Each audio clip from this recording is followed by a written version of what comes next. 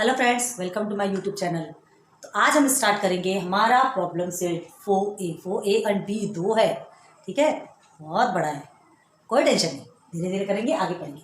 4A मतलब problem set हमारा first part, ए और बी दो पार्ट का है। ठीक है, चैप्टर 4 में जो है आपका फिनेंशियल प्लानिंग स्टैंडर्ड 10 का ही है। ठीक है, तो विदाउट लेट स्टार्ट करते हैं। इसमें क्या है, कुछ आपको पहले एमसीक्यू टाइप्स क्वेश्चन दिए और फिर उसके बाद थोड़ी स्टोरी प्रॉब्लम, थोड़े लॉन्ग क्वेश्चन दिए। प्रॉब्लम है, सॉल्व करना है, डिपेंड करता है हम पे कि हम कितना ज्यादा उस पर अपना समय दे सकते हैं। क्लियर है? तो ये प्रॉब्लम सेट होता क्यों है? क्योंकि आपने अभी तक जितना भी पढ़ा ना, हो सकता है आपने कभी रिवाइज ना किया हो, एक बार लिख दिए, हो गया पोथी पूरा, आगे पार्ट पीछे से पार्ट सब भूल गए। तो यही होता है, ये प्रॉब्लम सेट क्या है, आपको रिवाइज कराता है ना। आपका एक प्रकार से टेस्ट होता है कि आपने पूरा 4.1 से लेकर 4.4 तक के पूरा कंप्लीट किया या नहीं। और जो अगर नहीं भी किया हो तो ये आपका रिविजन टेस्ट है, as like revision test. Okay, text series जिसको बोलते हैं ना, वैसे ही समझ के चलिए और फिर सॉल्व कीजिए। तो आपको ना बैक का रिवाइंड होगा, अरे हाँ ये मैंने पढ़ा था, ये मैंने पढ़ा था, ये मुझे आता है, अब मैं इसे सॉल्व कर सकता हूँ। फिर डबल से उस चीज में इंटरेस्ट आने लगता है। क्लियर है? तो स्टार्ट करें। ओके चल, फर्स्ट देखो, right the correct alternative for each of the following.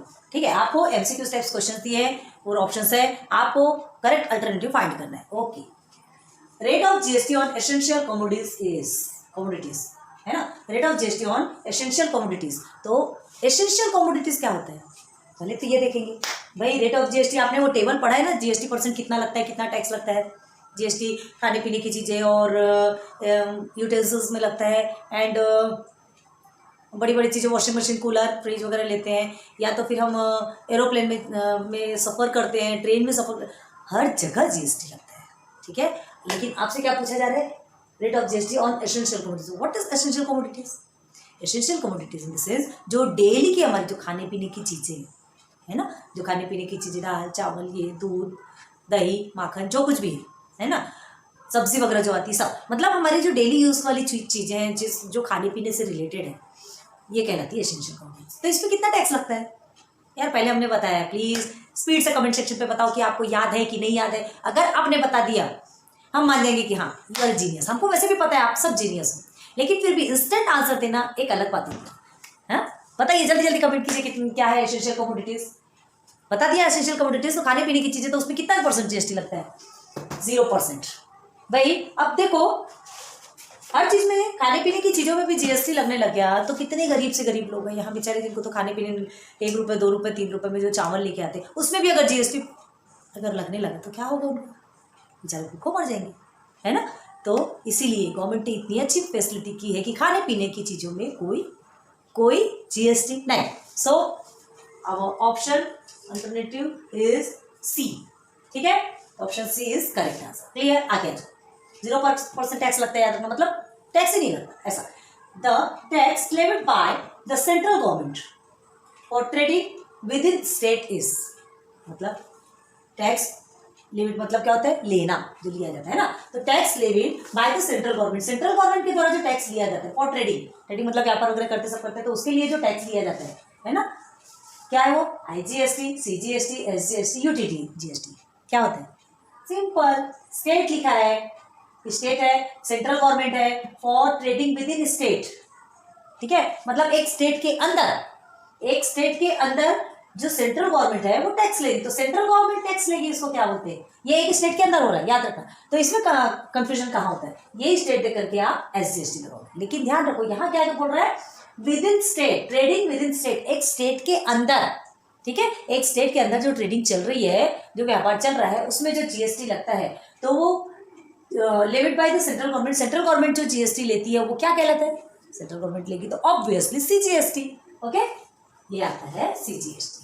Alternative B is correct. Okay, now third देखो, GST system was introduced in our country from, GST system was introduced in our country. GST system कब हुआ था, जल्दी बताओ। आपको बता चुके हमने, फर्स्ट लेक्चर में जाइए जहां पर हमने आपको पूरा बेसिक बताया था, वहां जीएसटी सिस्टम कब इंट्रोड्यूस्ड हुआ, कब से लागू किया गया।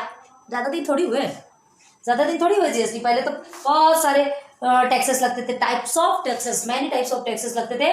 फिर बाद में वो सारे टैक्स क्या हो गए, मर्ज हो के कहाँ गए, जीएसटी में आ गए, सब जीएसटी के अंदर, मतलब अब सिर्फ और सिर्फ GST, goods and service tax. Clear है? ओके। तो अब देखो, GST system was introduced in our country, हमारे कंट्री में कब से ये इंट्रोड्यूस हुआ, कब से लागू हुआ? 1 जुलाई 2017। फर्स्ट लेक्चर जाके देखो, आप अपने टेक्स्ट बुक में भी देख सकते हैं, आपके टेक्स्ट बुक में भी ऑलरेडी है। ओके, चलिए now the rate of GST on stainless steel, ठीक है, स्टेनलेस स्टील में जीएसटी रेट क्या है? Is 18%। Okay, then the rate of state GST is, अब बताओ स्टेट जीएसटी क्या होगा? जल्दी जल्दी कमेंट सेक्शन में बताओ, क्योंकि अब हम इसको ज़्यादा नहीं सॉल्व करवाएंगे, क्योंकि पहले बहुत सारा सॉल्व करवाया हमने, ठीक है। सारे 4.1 से लेकर 4.4 तक के ऐसे ही थोड़ी खेल रहे थे, कोई खेल मजाक तो गिल्ली डंडा नहीं खेल रहे थे, ठीक है। तो ये तो आपका रिविजन टेस्ट है, ये आपको एवं आंसर मिल जाना चाहिए। The rate of GST on stainless steel utensils is 18%। मतलब जीएसटी एक स्टील के बर्तन में, स्टेनलेस मतलब क्या होता है? दाग रहित। स्टील के बर्तन में देखना ऐसे दाग नहीं लगते है ना, दो निकल जाता है, तो इस 18%। Then the rate of state GST क्या होता है? अब ये स्टेट जीएसटी बोला है, इसका मतलब आपको कंफ्यूज थोड़ी है ना, स्टेट जीएसटी मतलब एसजीएसटी, ठीक है। तो एसजीएसटी इज क्या होगा आपका? जीएसटी का हाफ, ठीक है। सीजीएसटी और एसजीएसटी दोनों में क्या हो जाता है? डिवाइड हो जाता है। तो 18% आपका जीएसटी है, तो 9% आपका state GST, SGST. Clear? Okay, आगे in the format of GSTIN they are blank alpha numericals. बताओ जीएसटीआईएन मतलब क्या?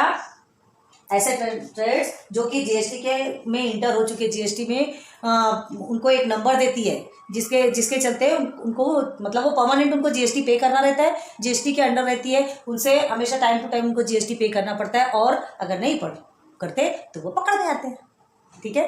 तो उनको एक नंबर देती है, उस नंबर के जरिए ये पता चलता है टाइम टू टाइम उनसे, मतलब ये इन्फॉर्मेशन लेते रहती है कि उन्होंने पेमेंट किया या नहीं, जीएसटी पे किया या नहीं। ओके, तो देखो क्या है यहाँ पे, in the format of GSTIN they are blank alpha numerals. कितने अल्फा न्यूमरल्स का मतलब क्या होता है? जिसमें अल्फाबेट्स भी होते हैं एंड न्यूमरल्स नंबर्स भी होते हैं, ठीक है। तो जीएसटीआईएन कितने होते हैं? 15, 10, 16, 9, 15, ठीक है। पैन कार्ड में कितने नंबर होते हैं? 10, अल्फा न्यूमरल्स 15। क्लियर है? तो ये अल्फा न्यूमरल्स के बीच में आपका पैन कार्ड का नंबर भी होता है, बताया था ना हमने आपको।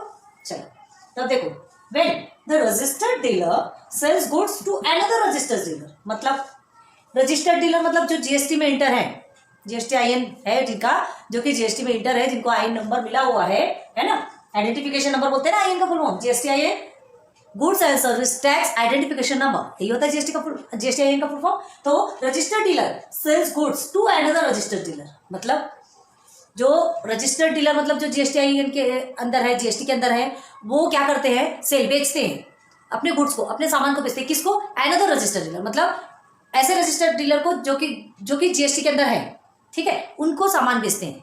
मतलब जैसे मैन्युफैक्चरर किसको सामान बेचते हैं? होलसेलर को। होलसेलर किसको बेचता है? रिटेलर को। क्लियर है? तो अब देखो, तो ये सब रजिस्टर्ड होते हैं ना, ये सब जीएसटी के अंदर होते हैं। तो क्या पूछ रहा है आपसे? Another registered dealer under GST, ठीक है, सब जीएसटी के अंदर है। Then this trading is termed as, तो ये जो ट्रेडिंग है वो क्या कहलाती है? किस टर्म के अंतर्गत आती है? हमने आपको बताया था, देखो बीबी, B2B, BC, B2C। तो अब ये बीबी और बीसी तो कोई काम का नहीं है, B2B एंड B2C ये चीज है दो काम की, ठीक है। तो B2B क्या होता है? बिजनेस टू बिजनेस, एक बिजनेस करने वाला दूसरे बिजनेस करने वाले को बेच रहा है, और B2C एक बिजनेस करने वाला कस्टमर को बेच रहा है, ठीक है। तो B2B में क्या होता है? दोनों को टैक्स देना पड़ता है। B2C में बिजनेस वाले को टैक्स देना पड़ता है, कस्टमर क्यों टैक्स देगा? कस्टमर टैक्स देता है, ऐसा नहीं, कस्टमर टैक्स देता है, लेकिन क्या हो रहा है, क्या बोला जा रहा है यहाँ पे? पूरा टैक्स तो कस्टमर ही देती है, क्या बोलना है ना, पूरा तो कस्टमर के ही मत्थे आता है, बेचारी उसी की जेब खाली होती है। लेकिन यहाँ पे क्या बोला जा रहा है? Unregistered dealer sales goods to another registered dealer, है ना। तो रजिस्टर्ड डीलर तो एक बिजनेस वाले ही हो सकते हैं, कस्टमर कोई रजिस्टर्ड डीलर थोड़ी है, ठीक है। तो ये यहाँ पे आएगा आपका B2B। ओके, तो ये आपका करेक्ट अल्टरनेटिव वाले क्वेश्चंस कंप्लीट हो गए हैं। समझ में आ गया? इजी है, इजी है, बिल्कुल हार्ड नहीं है, बिल्कुल हमने अच्छे से समझाया था। आगे आ जाओ। अ डीलर हैज गिवन 10%, ठीक है, discount on a show piece of ₹25,000। Okay, एक डीलर ने क्या किया? डीलर मतलब जो सामान बेचता है, ठीक है, has given 100% discount, sorry 10%, 100% discount तो फिर पूरा ही फ्री मिल जाएगा। 10% डिस्काउंट ऑन शो पीस, एक शो पीस में उसने 10% डिस्काउंट रखा ऑफ ₹25,000। मतलब वो शो पीस कितने का? 25,000। 25,000 क्या? 25,000 क्या? Printed rate. आप कभी जाते हैं ना मॉल वगैरह में जाते हैं, तो फिर वहाँ सबके रेट देखते हैं, अरे बाप रे, ये इतने हज़ार का, ये इतने हज़ार का। हाई हो जाती है ना, तो वो सब प्रिंटेड रहता है, ठीक है, उसमें फिर डिस्काउंट भी रहता है। तो यहाँ पे देखो 10% डिस्काउंट है इस रुपीज में, 25,000 उसकी प्रिंटेड प्राइस है, बट डिस्काउंट कितना है 10%, मतलब 25,000 में 10% क्या हो जाएगा, कट हो जाएगा। ओके, अब आगे देखो, जीएसटी ऑफ 28% वॉज चार्ज, 28% उसमें जीएसटी लगेगा, किसमें, ऑन द डिस्काउंटेड प्राइस, मतलब जो डिस्काउंट होने के बाद जब वो जो कितना 10% डिस्काउंट में कितना रुपए होता है, वो रुपए माइनस हो जाएगा, हट जाएगा, उसके बाद जो वैल्यू निकलेगी, ठीक है, जिसको कि हम टैक्सेबल वैल्यू बोलते हैं, ठीक है, तो उस वो क्या, हाँ, वो उस डिस्काउंटेड प्राइस पे क्या होगा, 28% जीएसटी लगेगा। क्लियर है? तो वो डिस्काउंटेड प्राइस का मतलब क्या हुआ, वो टैक्सेबल वैल्यू हो गया, उसमें टैक्स पे करना पड़ेगा। अभी ये टैक्सेबल वैल्यू नहीं है क्या आपका, 25,000 टैक्सेबल वैल्यू नहीं है, याद रखना, इसमें आपको 10% डिस्काउंट है, तो ये डिस्काउंट करने के बाद जो वैल्यू आएगी, है ना, जो प्राइस आएगा, वो आपका टैक्सेबल वैल्यू करेगा, उसमें आपको 28% जीएसटी लगेगा। क्लियर है? ओरली बता रहे, ध्यान दो। Find the total amount shown in the tax invoice, tax invoice मतलब बिल, जो बिल बनाते हैं ना, तो total amount shown in the tax invoice, आपको फाइंड करना है कि बिल में टोटल कितना रुपीज लिखा होगा, ठीक है, कितना अमाउंट आएगा, what is the amount of CGST and SGST, ठीक है, सीजीएसटी और एसजीएसटी का अमाउंट क्या है। तो देखो, दो क्वेश्चन पूछा है, क्या कि एक तो डिस्काउंटेड प्राइस 28% जो चार्ज होगा, तो टोटल अमाउंट उस किसका, शो पीस का, वो जो शो पीस है उसका रियल में टोटल अमाउंट कितना होगा, ये 25,000 नहीं है ना, 25,000 हमारा रेट नहीं है, 25,000 में 10% डिस्काउंट होने वाला है, तो 10% डिस्काउंट होने के बाद जो वैल्यू आएगी, जो प्राइस आएगा, वो प्राइस क्या कहलाएगा, टैक्सेबल वैल्यू, टैक्सेबल वैल्यू, है ना, जिसको जीएसटी पेएबल भी बोलते हैं, जीएसटी, क्योंकि उसमें जीएसटी पे करना है। उसके बाद फिर उसी में आपको 28% जीएसटी लगेगा, वही डिस्काउंटेड प्राइस पे 28% जीएसटी लगेगा, फिर उसके बाद फिर जो प्राइस है वो जीएसटी लगने के बाद बढ़ के आएगी। अब उसके बाद जो जीएसटी लगेगा, तो जीएसटी कितना लगेगा, है ना, कितना, तो हमको अमाउंट निकालना है, 28% मतलब अमाउंट कितना, वो निकालना है। फिर वो जो अमाउंट निकलेगा उसको आप 2 पार्ट कर देंगे, 2 भाग कर देंगे। जरासंघ, जरासंघ का नाम सुने, पूछेगा अपने दादी दादा से जरासंघ कौन था, जरासंघ, जिसको कि जो कि 2 पार्ट में ही वो डिवाइड था, ठीक है, एक राक्षसी ने आया और उसको जोड़ दिया, जोड़ने के बाद फिर उसमें जीवन आ गया, तो वो जो जीवन आ गया, बस यहाँ पर वही कंडीशन आ रही है, क्या, सीजीएसटी और एसजीएसटी, मतलब जीएसटी 2 पार्ट में डिवाइड होगा, 28% है, अभी 28% है, तो वैसे ही अभी जरासंघ समझ लो ये जुड़ा हुआ है, और अभी जरासंघ फिर कितना हो जाएगा, 28% है, तो 28% में जो भी वैल्यू निकलेगी, वो वैल्यू का ये 28% का 2 पार्ट हो जाएगा, ठीक है, तो 14% होगा, 14%। क्लियर है? चलो, तो अब इसको कैसे सॉल्व करना है, ये देखो, ओरली बता दिया हमने, देखो, given price of show piece 25,000 rupees, ठीक है, ये प्राइस जो है शो पीस का, ये रियल प्राइस नहीं है, इसको प्रिंटेड प्राइस लिख लो, यहां लिख देते हैं प्रिंटेड प्राइस, ठीक है, printed price of show piece 25,000, discount, rate of discount भी लिख सकते हो, रेट ऑफ, क्योंकि अभी परसेंट में है ना, rate of discount is 10%, okay, and rate of GST on discounted price, ठीक है, यहां पे हमने डायरेक्ट जीएसटी लिखा है, rate of GST on discounted price 28%, आप टू फाइंड क्या करना है, टोटल अमाउंट फाइंड करना है, and amount of CGST and SGST find करना है। क्लियर है?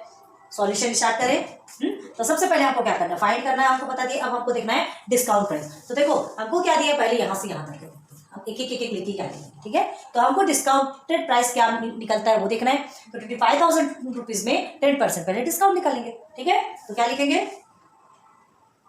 नाउ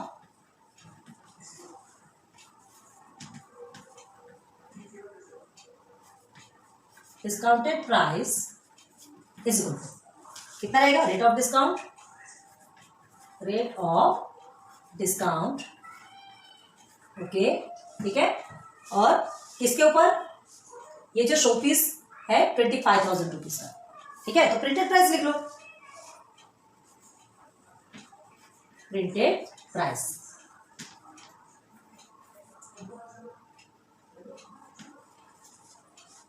ठीक है,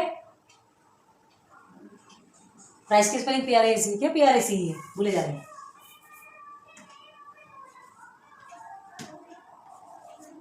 PRIC है ना ओके, चलिए वो आप लोग देख लीजिएगा, थोड़ा बहुत ऊपर नीचे होता है, कंफ्यूज हो रहा है। तो रेट ऑफ डिस्काउंट कितना है आपका, 10%, प्रिंटेड प्राइस क्या है यहाँ पे 25,000, है ना। तो 10% ऑफ प्रिंटेड प्राइस, ये ऐसा लिखते हैं ना, तो क्या लिखेंगे 10/100 मल्टीप्लाई बाई 25,000। ये कट गया, ये कट गया, ये कट गया, ये कट गया, ठीक। आंसर कितना आएगा आपका 2500 रुपीज।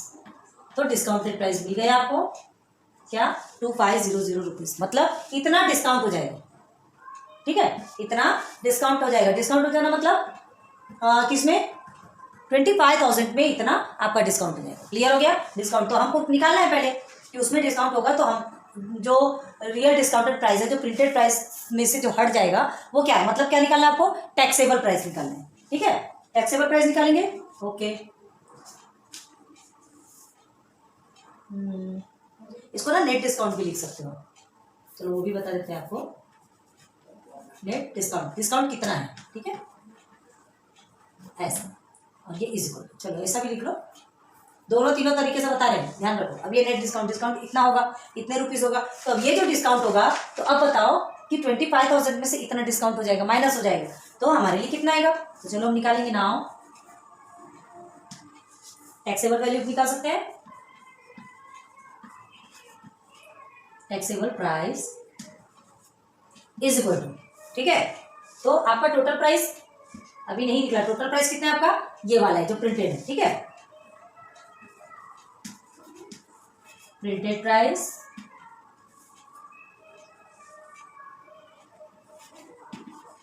माइनस डिस्काउंट, ठीक है। डिस्काउंट कितना हुआ आपका, कितना, अरे अभी कहाँ लिख रहे हैं, यहाँ लिखेंगे ना। हाँ, तो प्रिंटेड प्राइस हमारा 25,000 एंड डिस्काउंट हमारा 2,500। क्लियर है। हमारा प्रिंटेड प्राइस क्या था 25,000 और डिस्काउंट कितना हुआ 2,500। तो ये डिस्काउंट हमको 2,500 का डिस्काउंट मिला है, लेकिन सामान तो 25,000 का ना, सिर्फ 2,500 का ये मिला। अब इसको आप सॉल्व करोगे, माइनस करोगे, तो आपको कितना मिलेगा, ₹22,500। तो ये जो है ये आपका टैक्सेबल प्राइस कहलाएगा, मतलब इस पे जीएसटी लगेगा। अब समझा, बता चुके हम। ये 25,000 आपका टैक्सेबल प्राइस नहीं है, ठीक है, ये प्रिंटेड प्राइस है, क्योंकि इसमें आपको डिस्काउंट लग रहा। अब ये जो डिस्काउंट होने के बाद जो रियल प्राइस आएगा ना, वो टैक्सेबल प्राइस। डिस्काउंट होगा तो ये तो कम हो जाएगा, तो वो जो कम होने के बाद जो प्राइस आएगा उस पर हमको जीएसटी लगेगी, ठीक। तो ये आ गया हमारा 22,500। क्लियर है। तो ये 22,500 में आपको 28% जीएसटी पे करना है। क्लियर है। तो ये जीएसटी रेट है, तो जीएसटी पे का निकालेंगे, तो जीएसटी अमाउंट ऑन शॉपीस भी लिख सकते हो। नाउ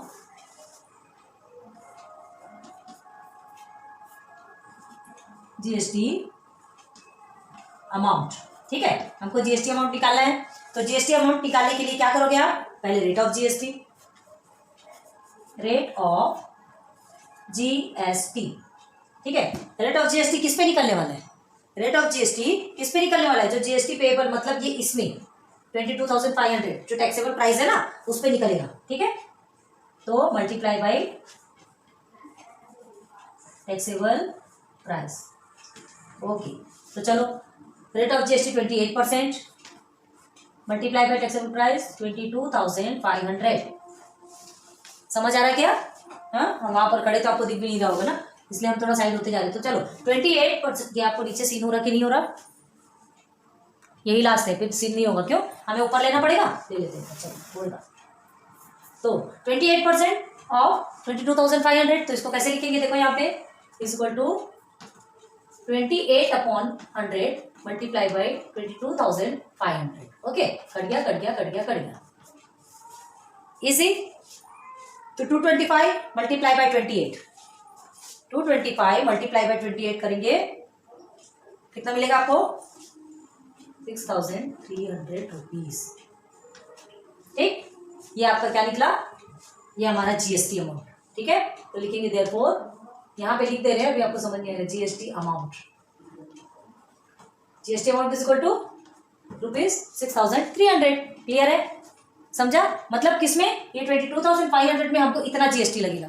तो मतलब आपको जब वो बिल देगा तो टोटल अमाउंट कितना लगेगा, ये पूछ रहा है आपसे। देखो यहाँ पे लिखा है टोटल अमाउंट, तो क्या करेंगे, ये जो वैल्यू निकली है, जो टैक्सेबल वैल्यू है, और उसमें जो टैक्स लगा है, दोनों को ऐड कर दोगे, ठीक है। दोनों को ऐड कर देंगे तो हमारा क्या निकल के आएगा, टोटल वैल्यू। तो टोटल अमाउंट निकालो। नाउ आपको स्पेस की प्रॉब्लम होगी,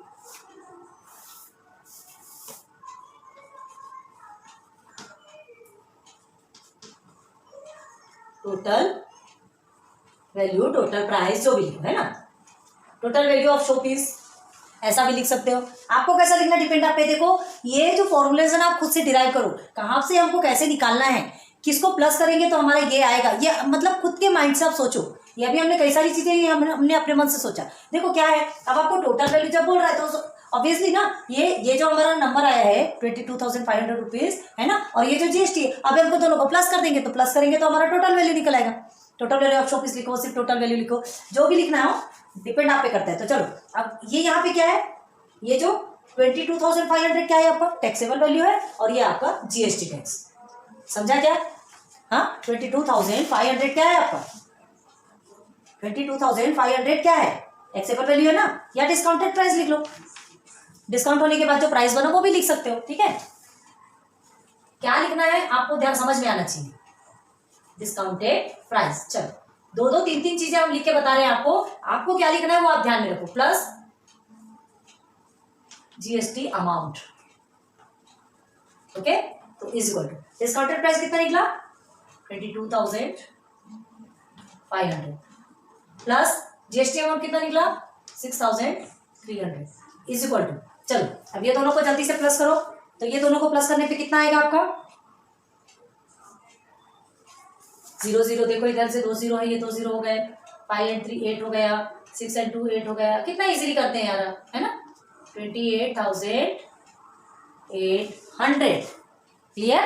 तो ये क्या है हमारा, ये रुपीज है, और ये क्या है टोटल अमाउंट, मतलब जो टोटल बिल पे बन के आएगा ना, जो बिल लिख के आएगा उस बिल पे आपको 28,800 रुपीज आपको पे करना है। क्लियर हो गया, चलो एक चीज क्लियर हो गई, यहाँ पे टोटल अमाउंट निकल गया। अब हमको क्या करना है सीजीएसटी एसजीएसटी, ठीक है ना, क्योंकि आपको पूछा गया है ना सीजीएसटी एसजीएसटी, तो नाउ